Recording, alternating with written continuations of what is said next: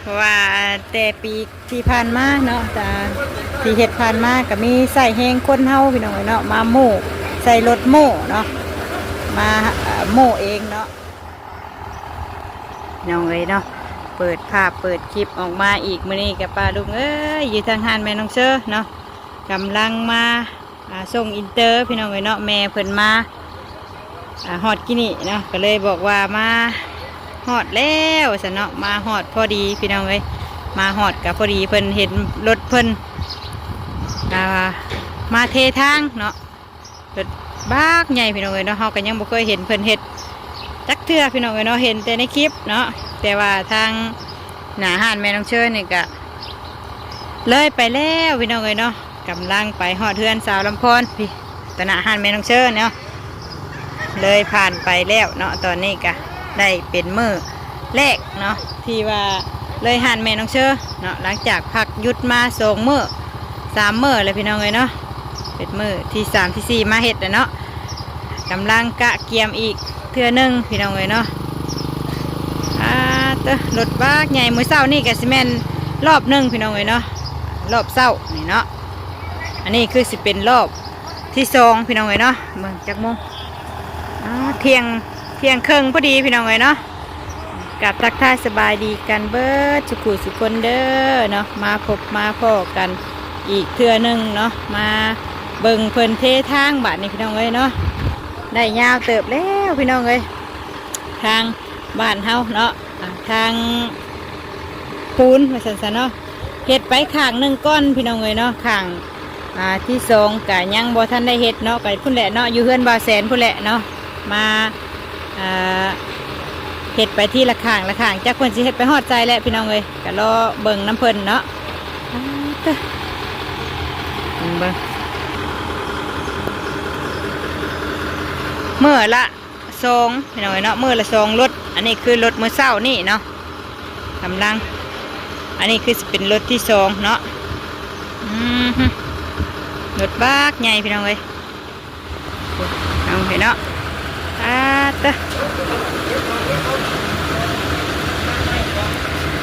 มื้อละ2 คันรถนี่พี่น้องเอ้ยเนาะ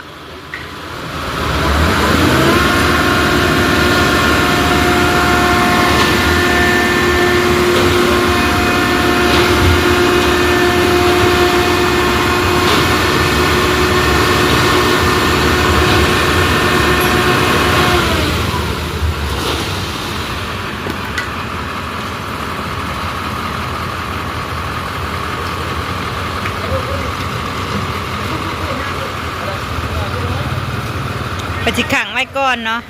หามาอีกรอบนี้ก็แล้วออกเนาะพอหน่อยนึงเป็นยังไงนะ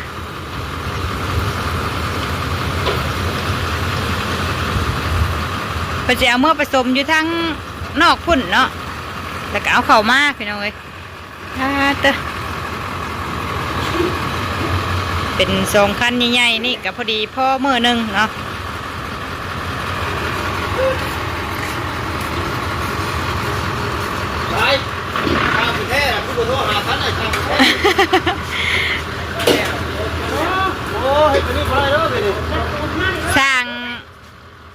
สร้างเห็ดเฮือนเนาะเด้อสร้างเห็ดเฮือนน้ำนี่สร้างเพิ่น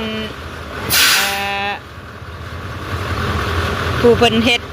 รับบทจังมาท่านในเมื่อท่านในมาซ้ำเนาะเมื่อกินข้าวสันซะ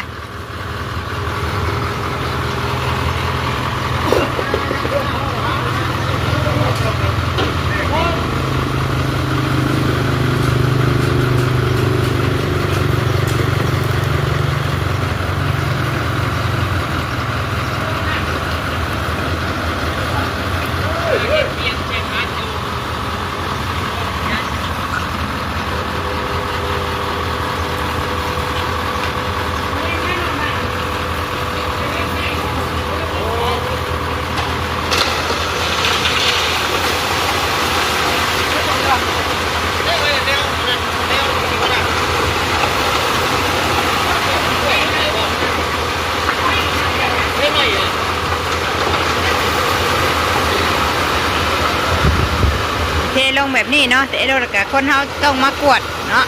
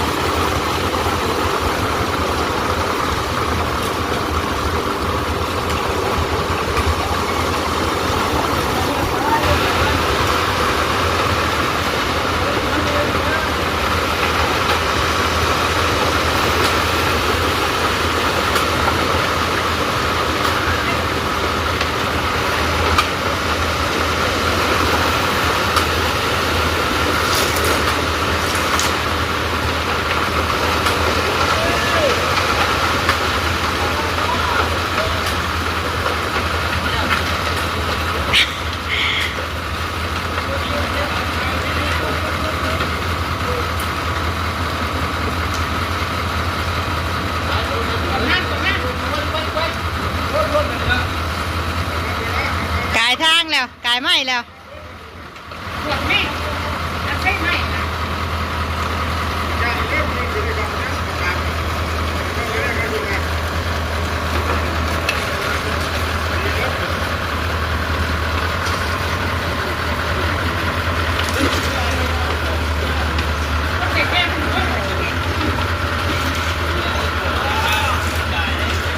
มาทั้งนี้จะเป็นเพื่อนของสาวลำพอนพี่น้องเนาะก็คือครูเพิ่นเคยถ่ายทำแต่ก่อนนั่นแหละเนาะ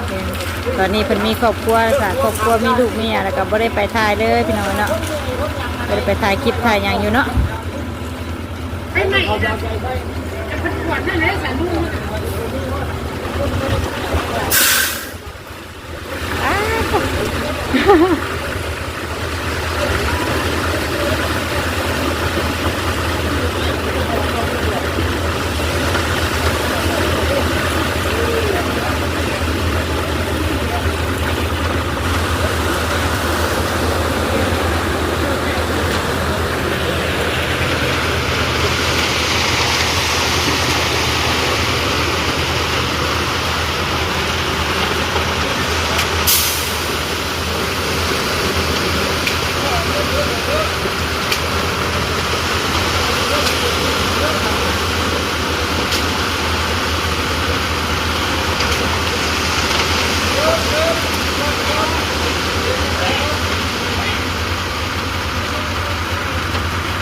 มันก็สิง่ายเนาะพี่น้องเนาะเพราะว่า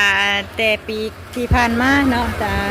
ปีเห็ดผ่านมาก็มีใส่แห้งคนเฮาพี่น้องเนาะมาโม่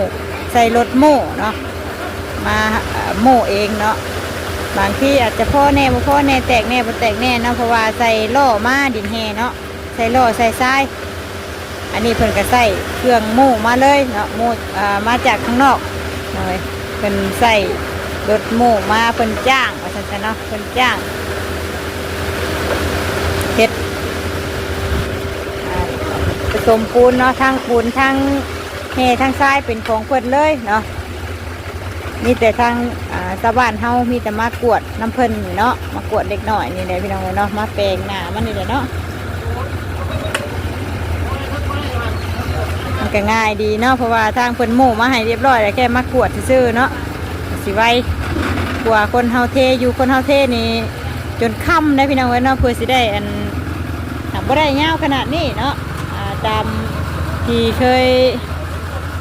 เห็ดมาเนาะปีแต่ก่อนเขาก็เคยไปอยู่พี่น้องเนาะเมื่อหนึ่งสิได้ประมาณซ้ำเพิ่นซ้ำรถหนึ่งนี่แหละเนาะแต่ว่าเพิ่นเห็ดกับเมื่อละ2 รถเนาะเพราะว่าบ่มีล่างมันพี่น้องเนาะบ่มีโฮงเล็กบ่มีโฮงเนาะโฮงเพิ่นให้มาแค่นี้เพิ่นว่าเนาะถ้าอันมีโฮงมันกับเพิ่นคือสิได้ยาวอยู่เนาะแต่ว่าบ่มีโฮงก็ได้ซ้ำมือละซ้ำนี่แหละพี่น้องเนาะมือละ2 รถก็ถือว่าโอเคแหละพี่น้องเนาะเฮ็ดไปแต่ละมือละวันเนาะ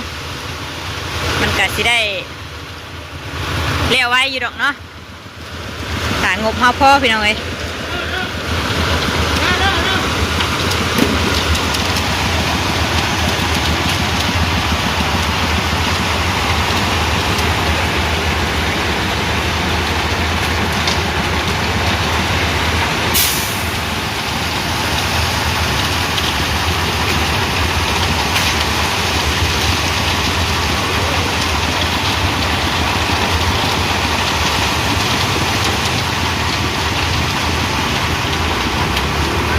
ฮ็ดแม่น้องเชื่อผัดปลาเฮ็ดอันกายทางที่เพิ่นเฮ็ดเนาะแต่อันนี้บ่ฮอดพี่น้องเลยนะเจ้าของเฮือนเพิ่นคือสิเฮ็ดต่อไปใส่ทางพุทธเนาะให้มันพอดีมันยังบ่ถึงทางเพิ่นซ้ำเนาะ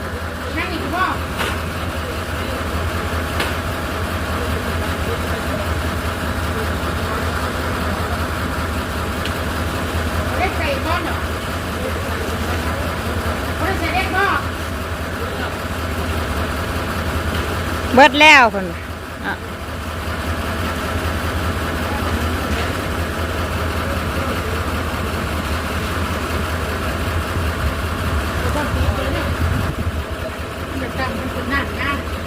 มาแล้วแม่ย่ามาเทอีกเด้อเนาะย่าเนาะ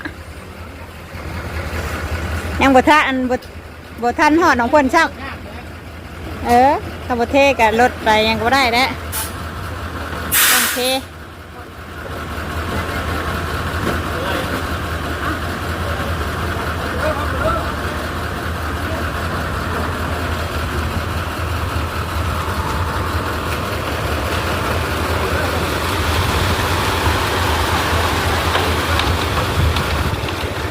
วมแรงรวมใจกันสามัคคีพี่น้องเลยเนาะนี่คือสมพลว่าสามัคคีคือพลังอะไรได้พี่น้องเว้ยเนาะเฮ็ดเก็บเงินมาเนาะช่วยกันเฮ็ดอีกเนาะปีนี้ก็เพิ่นเก็บเงินเพื่อนละล้านกีบก็เพราะว่าเพิ่นสิเอาจ้างรถเนาะปีแต่ที่ผ่านมาก็บ่ได้เก็บแพงปานนี้พี่น้องเลยเนาะก็แต่ว่าใส่แหงคนมาเฮ็ดเอาเนาะมันก็เลยอย่างยากแน่เนาะ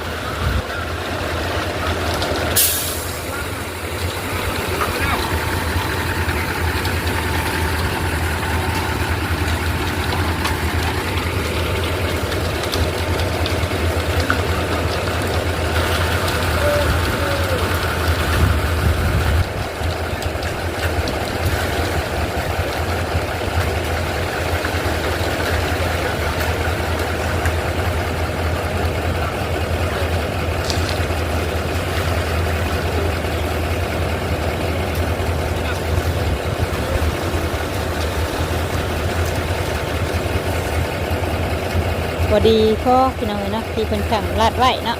เบิดพอดีเป็นเที่ยวที่2เนาะเป็นรอบที่2เมื่อเช้านี่รอบหนึ่ง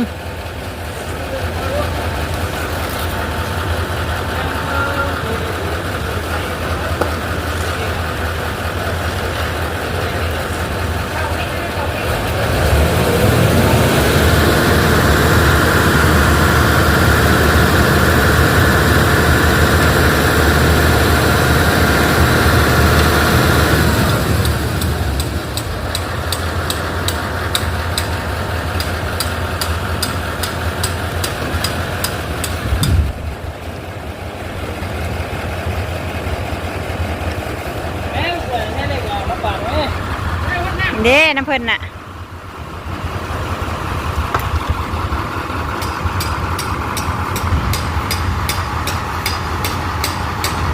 ง่ายพี่น้องเลยเนาะเพราะว่าเขาแค่รอมากวดน้ำเพิ่นเล็กหน่อยแล้วก็ใส่เล็กปาดหน้าไปแล้วก็เรียบร้อยเนาะ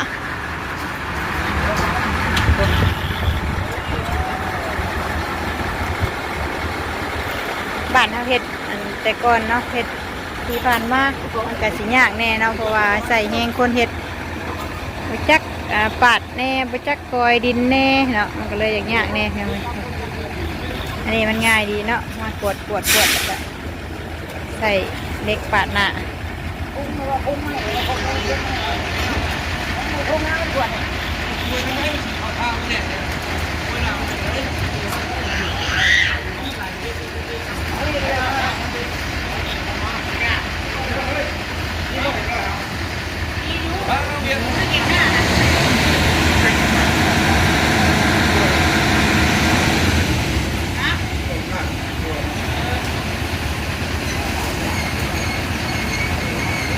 มีผู้มาสมทบเงินนำเลยพี่น้องเลยเนาะผู้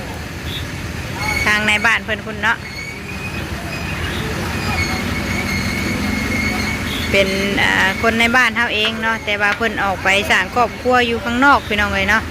เพิ่นก็เลยมาสมทบเฮ็ดทางนำที่เป็นทางในบ้านพุ่นเนาะ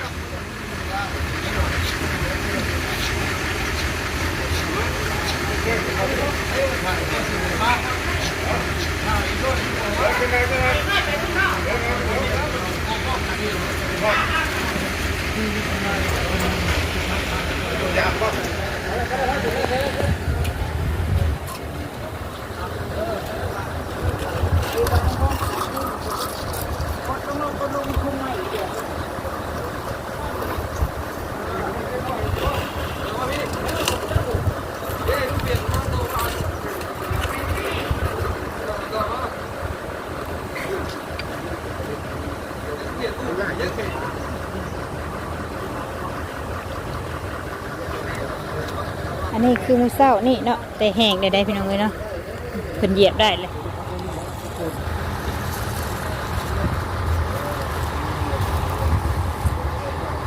แข็งไว้อีนี่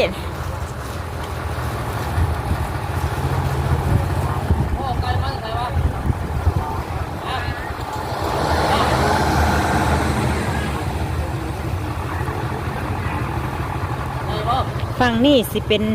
ใส่โฮงเล็กเนาะฝั่งนั่นสิเป็นไม้เนาะเพราะว่ามันบ่มีพี่น้องเลยเนาะเพิ่นให้มาแค่นี้เพิ่นว่าเนาะทางเพิ่นก็ไปให้เฮ็ดหลายบ้านหลายเมืองเนาะก็มีให้โฮงเล็กมาแค่นี้มันก็เลยบ่ได้ยาวเนาะได้มือละซ้ำนี่จ้ะได้มือละหน่อย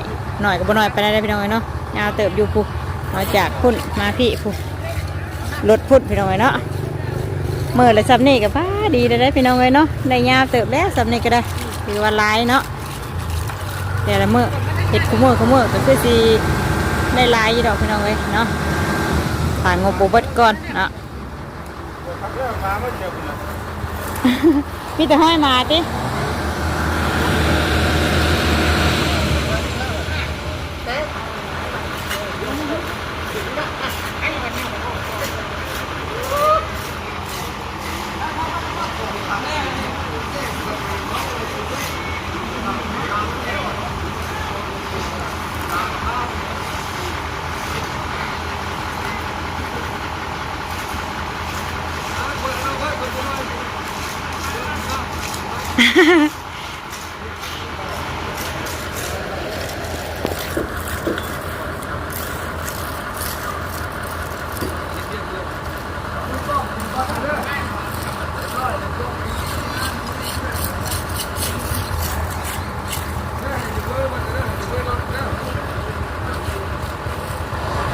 ล่างรถเลยพี่น้องนะเพราะว่าแล้วเป็นรอบที่2แล้วเนาะพอวัดคนนี้พี่น้องเป็นอื่นแบบนี้เนาะอื่นก็สิเฮ็ดอีกรอบนึงเนาะฝั่งนั่นยังบ่ทันเฮ็ดพี่น้องเฮ็ดไปที่ละข้างก่อนเนาะเฮ็ดไปที่ละข้างเนาะเพราะว่ายังให้มันได้ยาวก่อนเนาะปีอันที่ผ่านมาเนาะปีกายเนาะก็เฮ็ดพร้อมกันเลยพี่น้องเนาะพร้อมหน้าไปเลยเนาะเพราะว่าทางบ้านเฮามันมีหลายแยกเนาะไปอยากไปทางใดก็ได้เนาะออกทางนั้นทางนี้ก็ได้แต่ว่ามาฮอดทางนี่เนาะมันเป็นทางเส้นเดียวที่ออกไปนอกเนาะบ่มีบอนกดบอนเดียวแยกได้พี่น้องก็เลยเฮ็ดข้างนึงไปก่อนเนาะเห็ดยาวไปอีกสักหน่อยแล้วก็ปีต่อไปก็คือเป็นทางนั่นเนาะเพราะว่าเห็ดที่ระคางนะคะไว้นี่กับมันทางนั้นกับกว้างอยู่พี่น้อยเนาะก็ได้อยู่เนาะถ้าเห็ดไปพร้อมกันเลยนี่ก็มันยังบ่มีเนาะมันยังบ่มีทางที่เฮาออกไปข้างนอกนะพี่น้องมันบ่มีทางเลี้ยวทางโค้งได้เนาะอันนี้คือของมือเศร้านี่เนาะพูดดิมีแต่ห้อยพี่น้องเว้ยเนาะแต่ห้อยมาเห็ดแล้วกับพุ่นอะคือว่าแหละเนาะมันอยู่ในบ้านเฮาเนาะมันถนนหนทางเรียกแต่หมูแต่มาสิมาเหยียบพี่น้องเว้ยเนาะอันนี้คือมือเศร้านี่ไปพุ่นไก่เติบอยู่ได้พี่น้องเลยเนาะแต่ละเมื่อ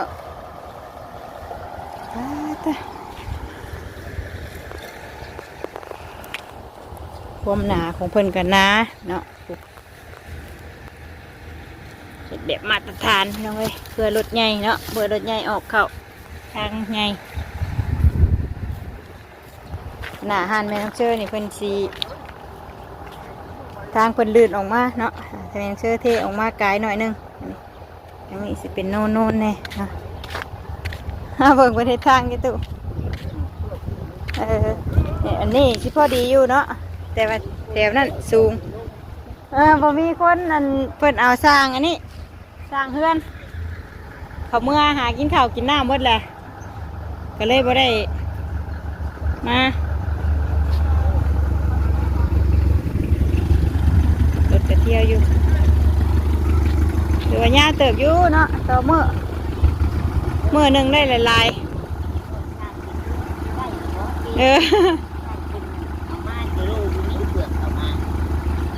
ดีเท่าว่าสร้างใกล้เนาะสร้างเพิ่นมาเฮ็ดเทือนอยู่นี่พอประมาณนี้พี่น้องเลยเนาะสำหรับคลิปนี้ก็มาเบิ่งเพิ่นเทปูนพี่น้องมาส่งอินเตอร์เนาะก็เลยเห็นเพิ่นเททางอยู่เนาะก็เลยถ่ายคลิปให้พี่ให้น้องเบิ่งเนาะเฮ็ดถนนหนทางบ้านเฮาเองพี่น้องเลยเนาะมาส่งอินเตอร์น้อยอยู่น้ำแม่เนาะแม่เพิ่นมาแต่ตลาดแล้วเนาะไปเติมเครื่องเติมของเพิ่นอะไรพี่น้องเนาะไปซื้อเฮ็ดเฮ็ดจามคือเก่าเนาะเอาสำหรับคลิปนี้ก็พอประมาณนี้เด้อพี่น้องเด้อเนาะขอบคุณสำหรับกำลังใจคือเก่าคือเดิมพี่น้องเลยเนาะสำหรับคลิปนี้ลาพี่ลาน้องแล้วเนาะสบายดีกันเบิดสุขสุขคนพี่น้องเลยไปแล้ว